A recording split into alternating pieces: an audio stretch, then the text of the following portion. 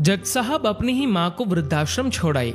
आश्रम में माँ का ध्यान रख सके इसलिए वहां के चौकीदार से दोस्ती कर ली थी और उसे कुछ पैसे भी दे दिए थे। चौकीदार के पूछने पर जज साहब ने चौकीदार को अपने दिल की बात आंखों में आंसुओं के साथ बता दी कि घर में पत्नी है जो माँ के साथ बदतमीजी से पेश आती है और पत्नी के कहने पर दोनों बच्चों ने माँ से बात करनी ही बंद कर दी। माँ को अकेलापन लगने लगा और इन सब वजहों से दिन भर रोती रहती थी, इसीलिए उसे आश्रम छोड़ने के लिए आ गए। तो चौकीदार ने कहा, जज साहब आपके सामने सारे सबूत थे कि कौन सही और कौन गलत है, लेकिन अपनी ही माँ के साथ न्याय नहीं कर पाए तो औरों के साथ क्या न्याय करते होंगे आप। ये बात जज साहब के दिल को चुभ गई। चौकीदार की इतनी सी बात का इतना असर हुआ कि 2 रात नींद नहीं आई, 2 दिन से खाना नहीं खाया और कोर्ट भी नहीं गए। ऐसा लग रहा था जैसे एक चौकीदार ने जज साहब की दुनिया हिला दी हो। तीसरे दिन जज साहब अपने रूम से बाहर आए। पत्नी और बच्चे खाना लेकर इसी इंतजार में खड़े थे कि जज साहब कब खाना खाएंगे। अभी जज साहब ने एक कागज पत्नी को और 2 अलग अलग कागज अपने बच्चों के हाथ में थमा दिए। कागज की एक लाइन पढ़ी तो पत्नी के हाथों में से थाली गिर गई। उस पर लिखा था कि मैं तुम्हें तलाक दे रहा हूं, और बच्चों से कहा, आज से मेरी सारी प्रॉपर्टी आप दोनों की, मुझे कुछ नहीं चाहिए।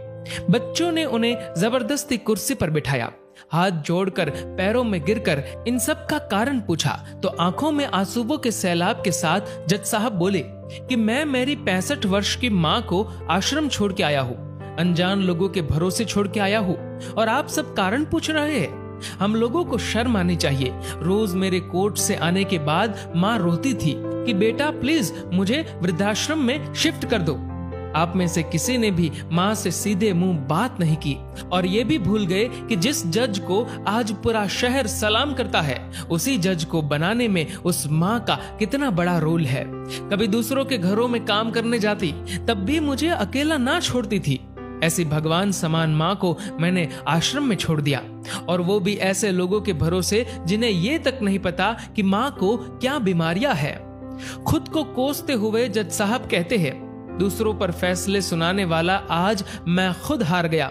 मैं जज नहीं बल्कि गुनहगार हूँ, और मैंने जो गुनाह किया है वो शायद कानून तो माफ कर देगा, लेकिन ईश्वर के कोर्ट में वो कभी माफ नहीं होगा।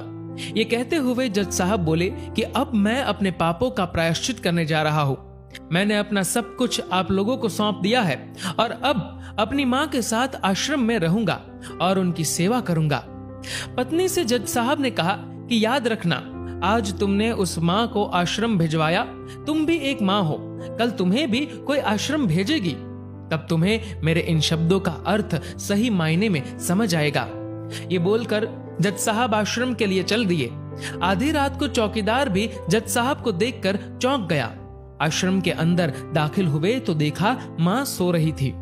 करीब जाकर देखा तो पूरे परिवार की तस्वीर से लिपटकर रोते हुए माँ सो गई थी। आश्रम का प्रशासन भी जाग गया क्योंकि पीछे पीछे पत्नी और बच्चे भी आ गए थे। उन्हें यह एहसास हो गया था कि उन्होंने क्या पाप किया है। तभी आश्रम की एक कर्मचारी बोली, हम इन्हें आपको नहीं सौंप सकते, क्या पता कल आप इन्हें मार दो तो। ये सुनते ही जज साहब की पत्नी को दिल में बहुत दर्द हुआ। वो बोल उठी कि मैडम जी, शायद हमारे हाथों बहुत बड़ा पाप हुआ है, मानते हैं, लेकिन अब हम इन्हें मारने नहीं, इन्हें एक नया जीवन देने आए हैं। आश्रम के सभी बुजुर्गों की आंखों में आंसू थे। सब के सब रो पड़े। खुशी के आंसुओं के साथ माँ को घर ले आए। लेकिन वही आश्रम में अनेक आंखें ऐसी थी जो किसी ना किसी का इंतजार कर रही थी। माँ, तेरा कर्ज मुझसे अदा क्या होगा, तू अगर नाराज है तो खुश मुझसे खुदा क्या होगा। दोस्तों, इस कहानी को लेकर आपकी क्या राय है, नीचे कमेंट करके जरूर बताएगा। और दोस्तों, अगर आपको ये वीडियो पसंद आए तो इस वीडियो को लाइक करेगा और ज्यादा से ज्यादा लोगों तक शेयर करेगा। और ऐसे ही और भी इंस्पिरेशनल वीडियोस के लिए सब्सक्राइब करें हमारे यूट्यूब चैनल को और फेसबुक पर फॉलो करें हमारे पेज को। धन्यवाद।